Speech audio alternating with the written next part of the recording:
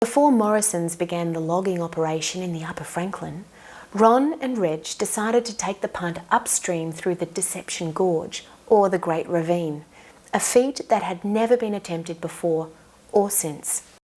It was a pretty rough old trip.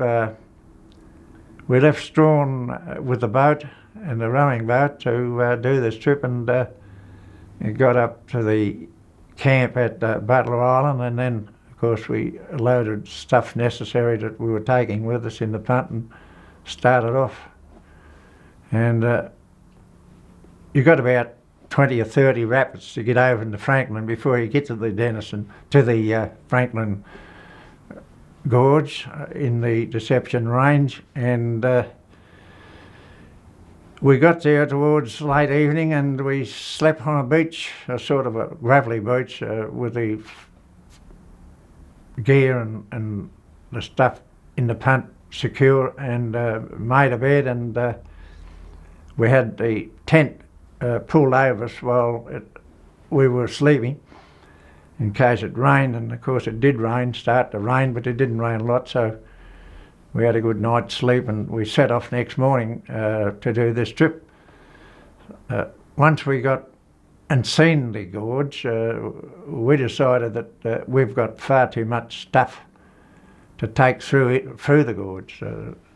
We had a jack, one of the old Tawella jacks, so we decided to leave that, and we left a coil of wire that we were taking, and several cases. We left a case of meat behind and stacked it up on clear of the river, and we set off up the river. And it was a pretty tough journey. No one else apparently had ever been through the gorge in a punt before, and I forget how many times we unloaded the boat.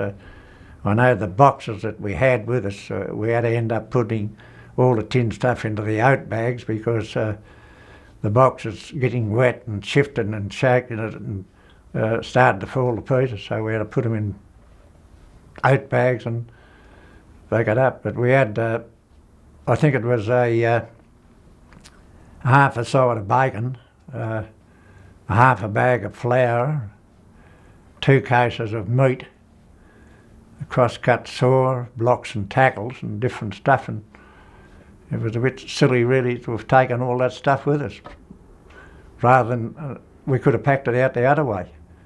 But anyway, I forget how many times, dozens and dozens of times, and up over huge rocks as big as this house. Going through some of the parts of the river, the rough ones, it was important. The boat was your main thing. Lose the boat and you just about lost yourself, because once you got in a certain part of the gorge, it was nearly impossible to get up out of it, and it was nearly impossible to walk one way or the other, so that the boat was the most important thing to make sure you kept us safe.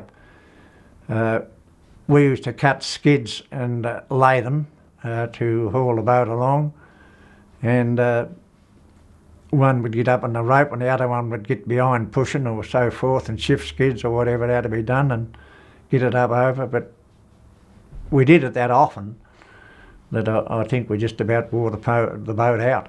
On several occasions we went very close to losing the boat, crossing dangerous places, and another place where we did nearly lose it, where we were hooking up around a reef where the water was flowing, and it sort of, it was a ledge run out into the river, and we had to be very careful. But I was all on the boat, but being deep water out in front, I had a job to hold her, and I had to let her go, and Ron, when he let go, because she went down and coiled and went in underneath the ledge as she boiled in and filled with water and went straight down.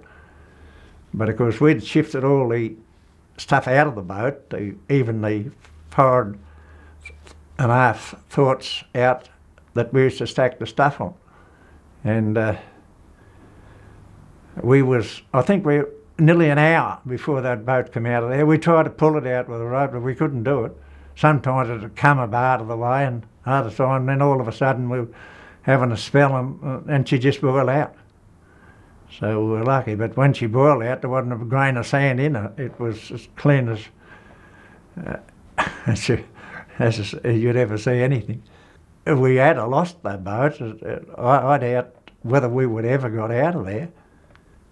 It was so high and so rugged and steep, and we certainly had tucker that we never ever tried these sort of things with anything in the boat at all, in case something like that did happen. But in the case, supposing that you'd broke a leg, I don't know how you'd have got on. One could never have gone down the river again in the boat, or up, or walked out, I don't think, to get help. So I just don't know how we'd have got on. We had to get the boat up the Franklin to the Mount Fincham, to where we'd previously prepared a camp, and without the boat in the Franklin, there was no way you could shift backwards and forwards or downstream or upstream or across the river to cut timber. So it was important that you had the boat in up the Franklin River up to where the camp was. Without the boat, we could never have got the timber that we got. Well, a lot of people did doubt that we ever went through. I know, and we were running tourists up the Gordon River, and we bought dozens and dozens of these boats, skis or whatever they call them, rafters, up, and they'd ask me about it and say they'd heard that we'd been through it, and they'd always have a sultry grin on them, not to say I doubt that very much. So I used to take them and show them the boat and ask them to pick up the end of it, and very few of them could pick up the end of it. You took that through there? I said, yes, we did, with a lot of stuff in it. But I don't know whether they ever believed me or not, but I don't care whether they did or not.